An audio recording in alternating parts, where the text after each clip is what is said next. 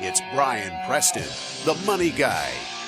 Now, I feel guilty about this one a little bit, Bo. This is the Doomsdayers. Mm-hmm. Now, look, Daniel took some liberties here, and he pulled like a Mad Max-inspired like a nuclear Holocaust survivor. It's crazy what he found here. But here's the thing. We just coincidentally, I think this was in the last 2 weeks, we had a show premiered on a Friday, which was a day the market was off like 3 to 4%. Sure.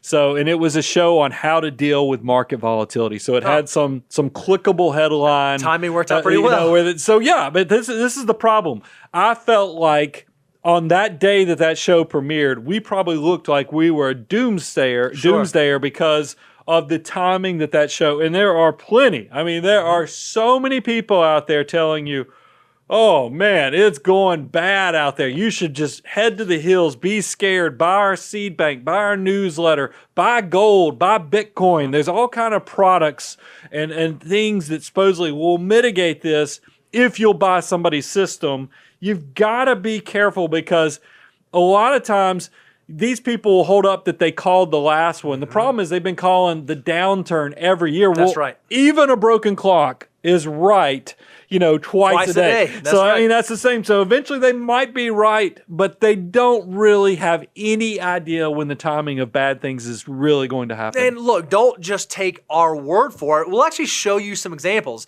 If you go back to August of 1979, there was a Business Week magazine that came out, and the cover story was the death of equities. We had double-digit interest rates, and inflation was going crazy, and there was oil stuff happening. And it was a trying time in the economic system at that time. And so if you were to read this and you were to have acted on believing that equities were no more going to be a thing, what would have happened is over the next 12 years, the S&P 500 annualized 17% per year from 1979 all the way through 1991.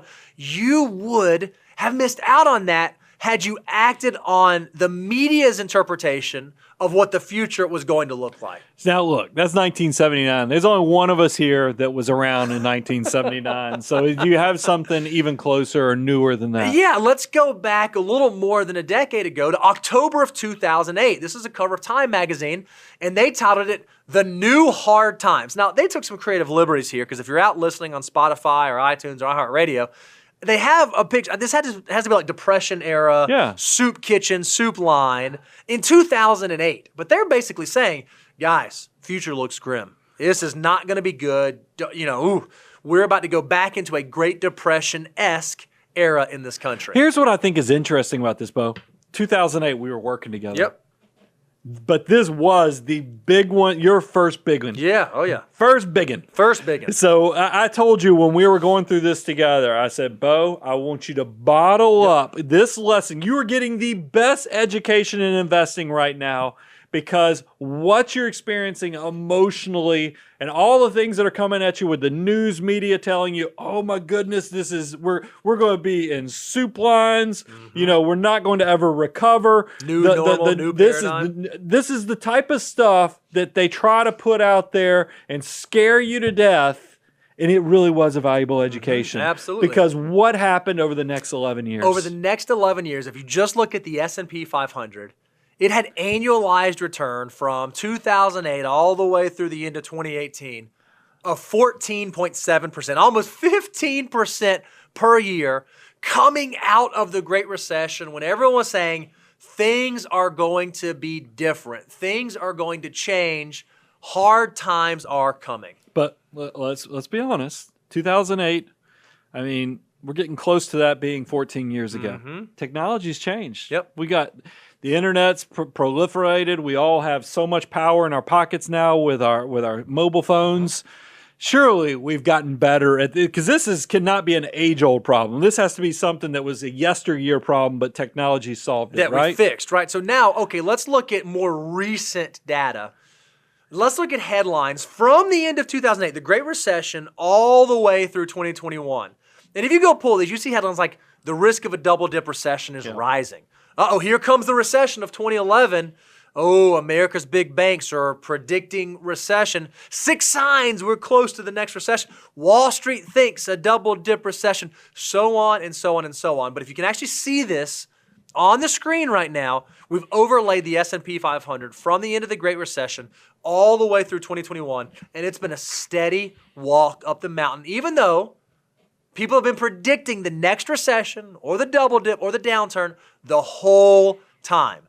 Eventually, one of them will be right. The question is, when will that take place, and how long are you willing to risk being on the wrong side of that, when history generally rewards people who stay consistent? Well, I want everybody to hear me clearly on this, because you've heard me. I was tongue was firmly in my cheek when I was saying, surely they fix this through innovation, technology, because we all know we live in this great, awesome world where things are getting easier or better through innovation.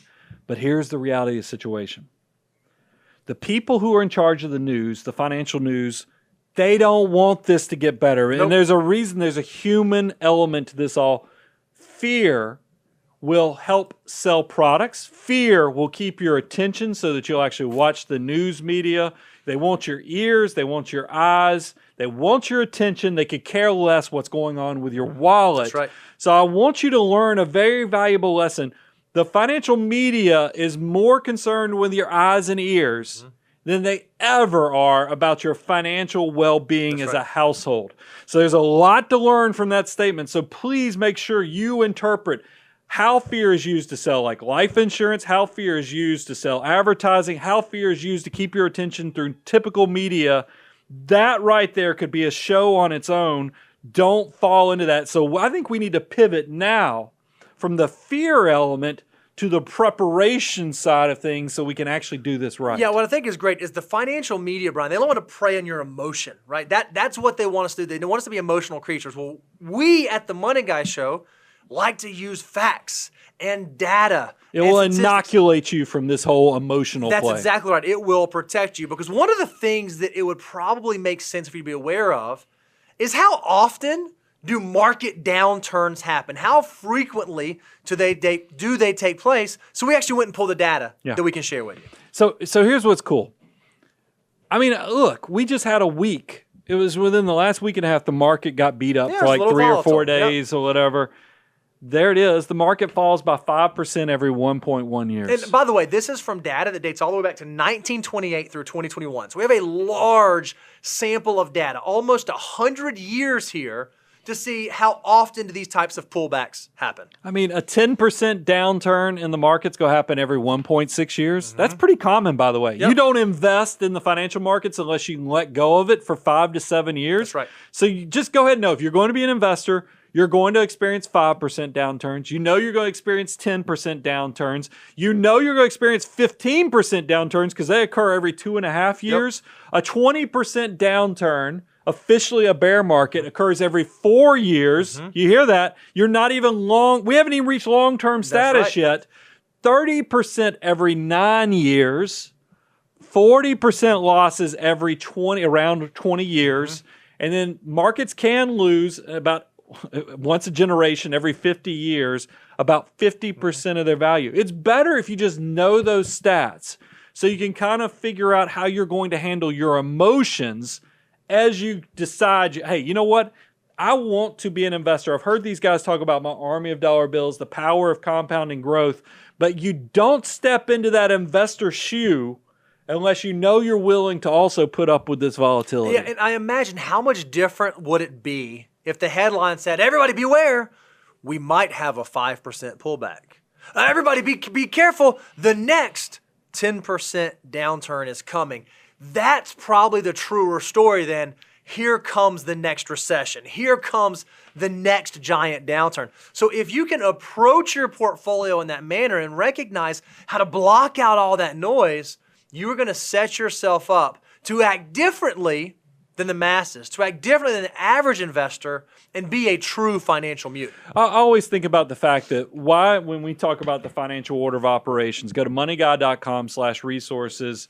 Do we focus so much in the beginning of the financial order of operations on making sure you have some of the basics covered? And a lot of it is because we don't want you making that knuckleheaded, Like I'm in a horrible situation because I don't have cash. I'm emotional. You know, it's when you make those catastrophic decisions that you're desperate is when you make bad decisions. So we're trying to help you be prepared so you can take out the anxiety, you can take out the fear, and you can actually anticipate, plan, and actually have the resources to make sure you don't derail your financial life just because you're desperate and you make a bad emotional decision. So if you're sitting out there listening, okay, if I'm a financial mutant, what are some of the things I would do? How do I accomplish what Brian just said? Step number one, have emergency savings. If you have cash on the sidelines, you have your emergency fund. If the market loses 20%, you don't care. Yeah. The market loses 40%, you don't care. If you lose your job, you don't have to go sell, even if it's in the middle of a recession, because you know you have your emergency fund to protect you from that. It's the reason you have it in case an emergency happens. So if it's there, you don't have to be scared of emergencies. I like, because the next one is dollar cost averaging. What I like about dollar cost averaging is it exploits how odd us financial mutants process the world, because what happens with a financial mutant, if you know you're buying every month, if you do hit volatile periods, instead of being like, oh my goodness, I can't believe how horrible this is, look how much money I'm losing, your brain flips a switch and you go, holy cow, I get to buy in at a cheaper price. Everything's on sale. I'm so excited for what this means for my future self. That's why I like having strategic, timed purchases through dollar cost averaging, because it helps you emotionally smooth out that volatility. And then I think the third thing that you can do is remember what those investments are for. I have a lot of friends who know that I'm a financial advisor, and when the market has some volatility, they'll say, oh, Bo, you see what the market did today? Are you worried? I'm like, worried? I'm not retiring for like 40 more years. No, I'm not worried. I know that the dollars that I'm putting into my army of dollar bills are dollars for future Bo, not today Bo. Well, when you think about your portfolio, you ought to think about what portion of my portfolio is for the next 1 to 3 years. What portion is for the next 3 to 7, 7 to 15, 15 and on. If you can construct it that way, and you have long-term money sitting there, you shouldn't care about the day-to-day or maybe even year-to-year fluctuations, because the game is the long-term, not the short term. I mean, you say it, we say this quote all the time. It's not timing the market, it's time in the market. And that's something we've done so much research, and we've done shows on volatility where we will show even somebody like from Back to the Future, Biff with the Sports Almanac, even if you could nail buying in at the perfect time, you'd be surprised to learn that you're actually better served just buying consistently, driving through it. I always make the Days of Thunder reference, because that was my, what was influencing me when I was working at Hardee's back in the day, is that you just drive through it. Even though when you're going through volatility, you see smoke, you see fire all around you.